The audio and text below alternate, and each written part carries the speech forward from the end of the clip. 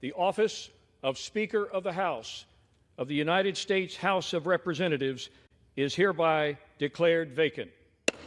I think that this represents the ripping off of the Band-Aid, and that's what we need to do to get back on track. The spectacle of Representative Matt Gaetz and his rebel mini-band of 7 other Republicans driving Kevin McCarthy from the House speakership calls to mind a long-ago politically incorrect commercial for a nature documentary miniseries. Join acclaimed naturalist David Attenborough for a close encounter with raw nature as you've never seen it before.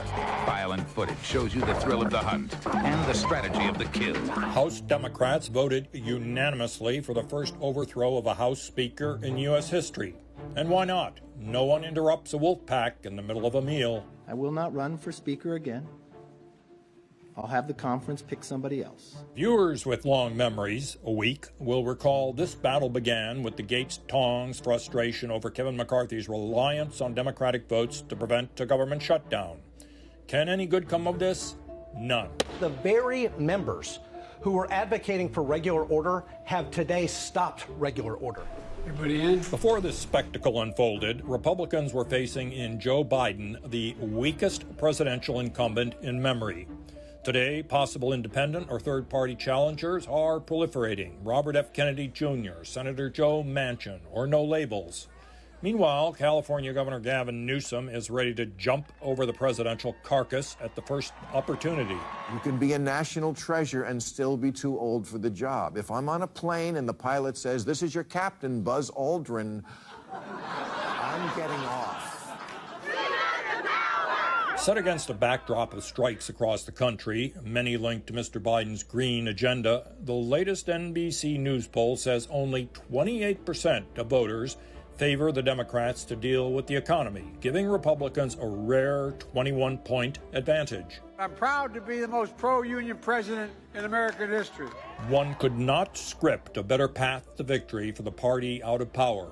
After this week, though, that party is likely to remain out of power. The real problems of real Americans will get ignored for weeks while D.C. politicians play middle school games about terrible personal grudges.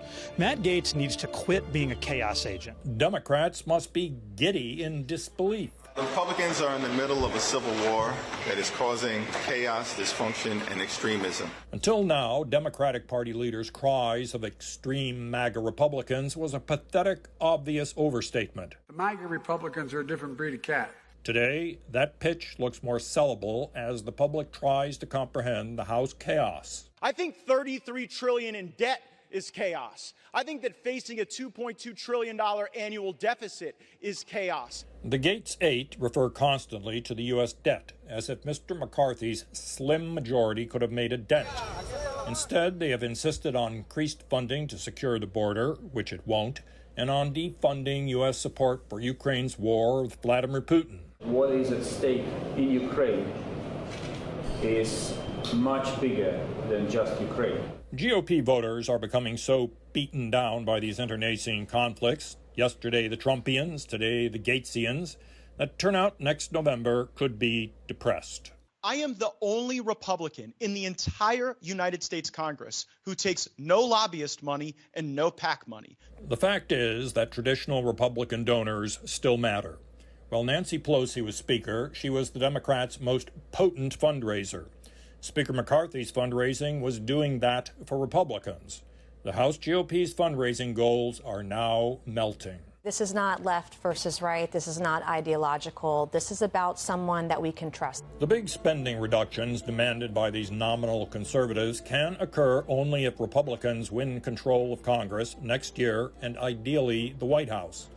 After this week, the opposite result looks more likely. And here's the hard part. Across the country, traditional conservative ideas have been succeeding as economic policy and as a challenge to the progressives' lack of restraint on the culture.